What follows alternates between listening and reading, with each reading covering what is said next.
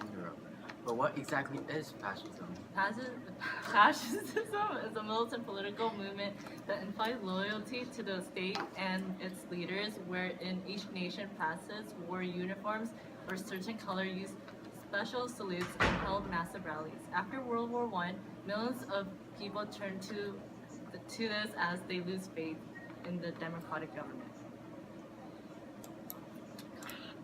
In some ways, fascism was similar to communism. Both denied individual rights, neither practiced any sort of democracy, and in both states were supreme.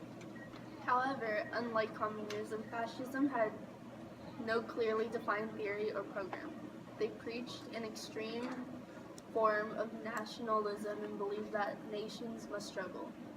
Fascists also believed that each class had its place and function and promised to revive the economy, punish those who were responsible for hard times, and restore national pride. Their message attracted many people who felt angered and frustrated by the peace treaties that followed World War I and by the Great Depression. The message especially attracted Italians who were disappointed over the failure to win large territorial gains at the 1919 Paris Peace Conference, along with the rising inflation and unemployment. To many of the Italians, the democratic government seemed helpless to deal with their country's problem. They needed a leader who would take action, but who exactly would that leader be? That leader would be later known as Benito Mussolini, a newspaper editor and politician who founded the Fascist Party in 1919. He promised to rescue Italy by rebuilding Italy's economy and rebuild its armed forces. He vowed to give strong leadership for Italy. As economic conditions in Italy worsened, Mussolini's popularity rapidly increased. He began to win support from the middle classes when playing on the fear of workers' revolt. Groups of fascists wearing black shirts attacked communists and socialists on the street, which weakened Mussolini's opponents. In October 1992, 3,000 fascists marched to Rome and demanded that King Victor Emmanuel III put Mussolini in charge of the government. The king then decided to put Mussolini in charge of the government as it was the best hope for his dynasty to survive.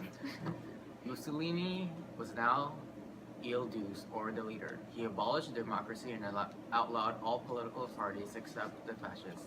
Under his leadership, government started to censor forced radio stations and publications to only broadcast or publish only fascist doctrines. Strikes were outlawed, and Mussolini's opponents were arrested by the secret police. Italy became the model for fascists in other countries. However, Mussolini never had the total control achieved by Joseph Stalin in the Soviet Union or Adolf Hitler in Germany. In the early 1920s, Adolf Hitler joined a tiny right-wing political group where he shared his belief that Germany had to overturn the Treaty of Versailles and combat communism. They later named themselves as the National Socialist German Worker Party, Nazis for short. Its policies, supported by people in the middle and lower middle classes, formed the German brand of fascism known as Nazism. The party adopted the swastika, or crossed-hook, as its symbol. Hitler's success as an organizer and speaker eventually led him to be chosen as Der Führer of the Nazi Party and also helped make the party a growing political force. Inspired by Mussolini's march on Rome, Hitler and Nazis plotted to seize power in Munich in 1923. The attempt failed, and Hitler was arrested, serving for less than 9 months. After prison in 1924, Hitler revived the Nazi Party, but many Germans ignored him until the German economy collapsed. In 1933, leaders advised President Paul von Hindenburg to name Hitler Chancellor, for they believed only he could stand up to the strong Communist Party in Germany.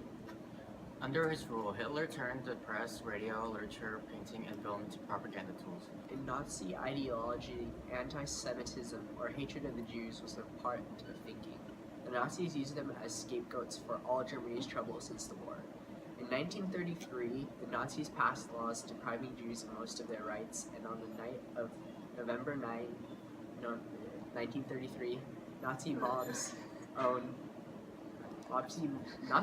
attacked Jews in their homes on the streets and destroyed thousands of Jewish-owned homes. This rampage was called Kristallnacht.